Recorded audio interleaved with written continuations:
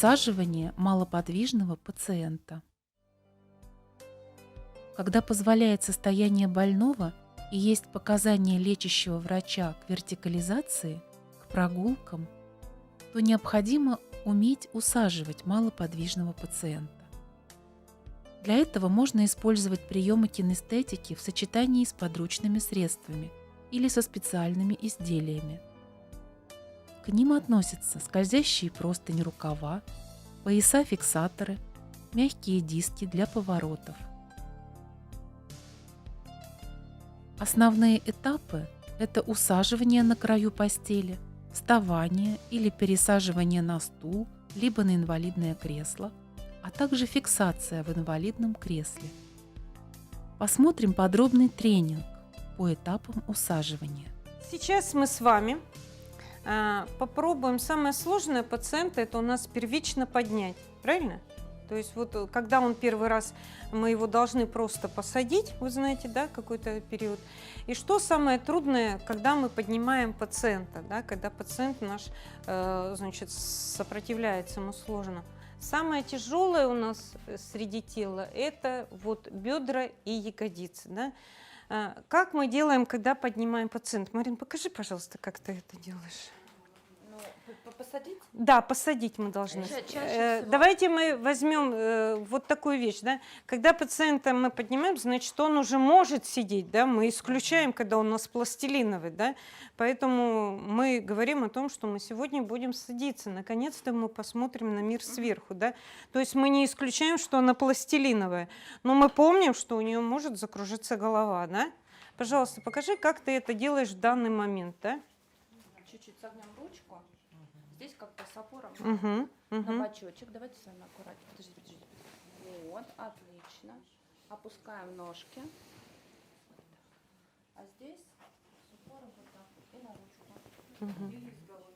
на ручку. И посидеть. И так, понятно. Теперь мы с вами, подходя к пациенту, да, помните, мы говорили, мы с вами должны обязательно с вами одеть талию в корсете. Поправляем, так не заделают там, да? Некоторые у нас девочки делают на бедрах. Здесь опускают ниже. Это уже как кому удобнее. Вот эти вот вески должны быть здесь. Если у нас, чтобы пациент не брался нигде за мое тело, да, он может браться вот за эти шнурочки, да. Вот этот шнурок, чтобы нам не мешал, мы его убираем, да. И просим пациента, объясняем пациенту о том, что мы сейчас будем с ней подниматься, да. Для этого мы с вами простынка здесь, да?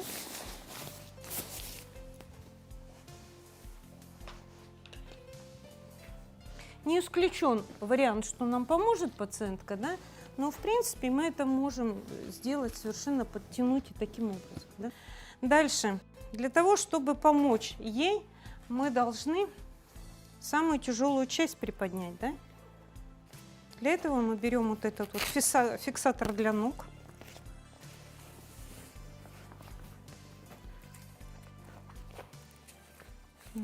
И говорим о том, что мы сейчас с вами будем подниматься.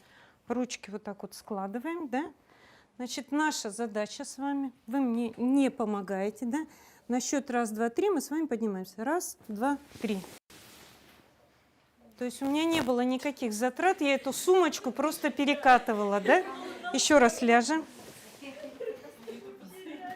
Пожалуйста.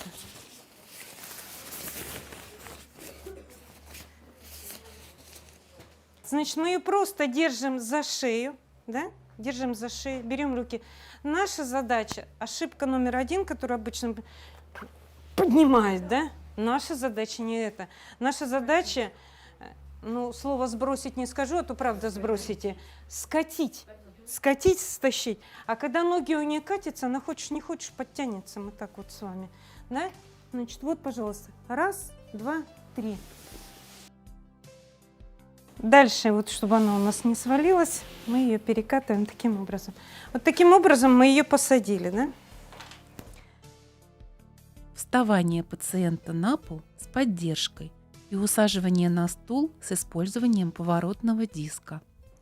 Вертикализация пациента. Пациент значит, хорошо может сам подняться, да? И поэтому наша задача только его подфиксировать. Какие бывают проблемы? Разъезжаются ноги, да, он слабость, плывет и так далее. Очень сложно перешагнуть. Согласны, да, пациенту? И нам нужно вот как-то вот так вот сделать.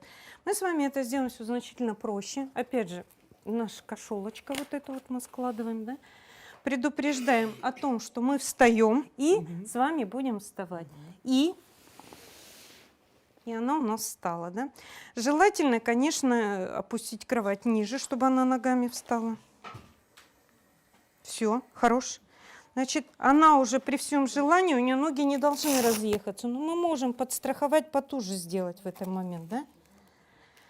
Теперь мы с вами что должны сделать?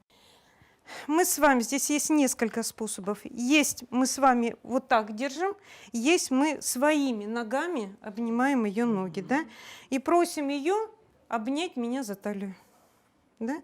Она сама должна подняться, приподнимаемся, дальше поворачиваемся, стул, садимся. Понятно, да? То есть вот это вот перешагивание, это был поворот. Пересаживание со стула на кровать через вставание на поворотный диск. Чтобы я сейчас ее держала за плечи, показывала, да? Вообще идеальный вариант, когда мы оденем еще и пациента в поясок.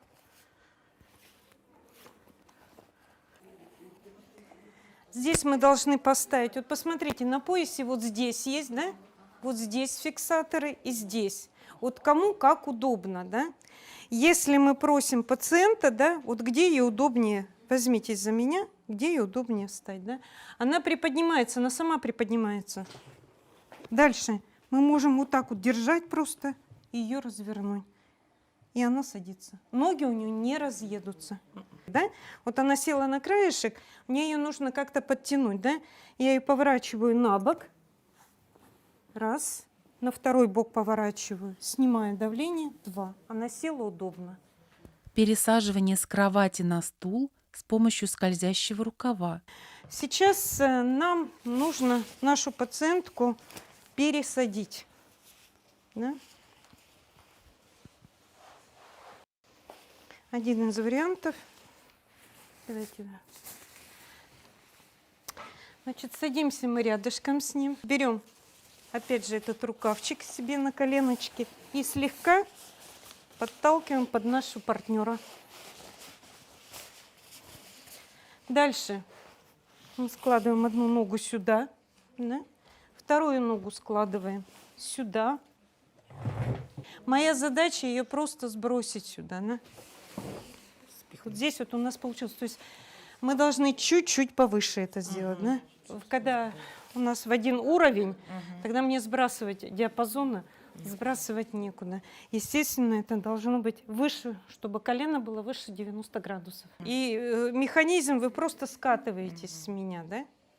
Ну, самое главное, еще раз, пожалуйста, сядьте. Самое главное, вот мы должны с ней в одной плоскости быть, да? В одной плоскости. Вот это самое важное. Если она вот так будет или вот так, мы на стул не попадем. Ну, да. И всегда перед тем, как скатываем, обязательно проверяем наличие стула. Фиксация пациента в инвалидном кресле с использованием фиксирующего нагрудника.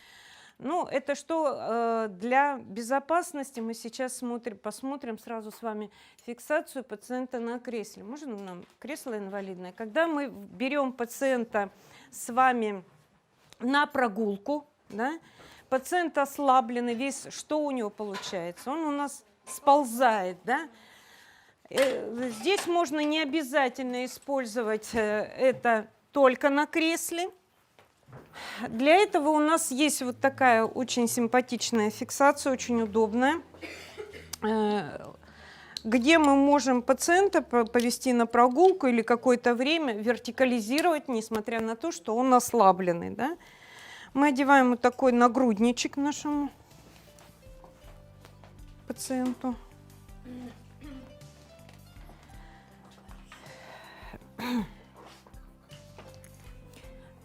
Вот таким образом, да, к телу ничего не фиксируется, фиксируется все под коляской, да, то есть трения здесь не должно быть нигде телу, да?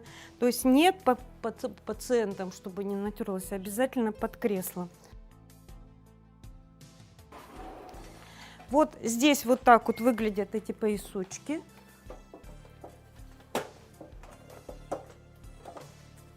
Вот они. И вот они. То есть обязательно они должны тоже, потому что вот это вот место, чтобы пациента мы не травмировали.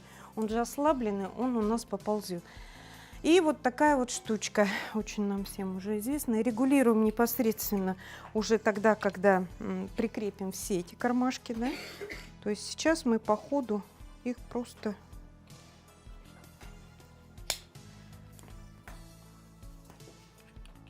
Значит, регулировать надо начинать с нижнего ремня, да? Почему? Потому что, чтобы мы здесь не затянули.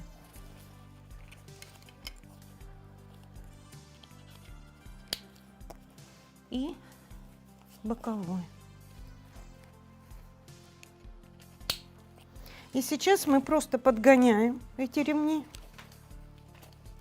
под тот рост и под ту востребованность, которая необходима нам для того, чтобы действительно была фиксация.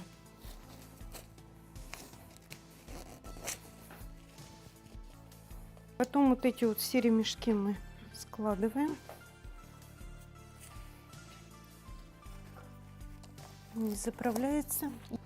То есть даже если он сползет, он у нас особо далеко не убежит, да? Есть просто фиксатор, который только идет снизу, без нагрудника, да? Ну, просто поясной, они, как правило, сползают, скатываются на поясном, да? То есть это вот один тоже из вариантов. Здесь у нас может слюнявчик, телефон и все что угодно сложить, то, что нам необходимо для этого пациента.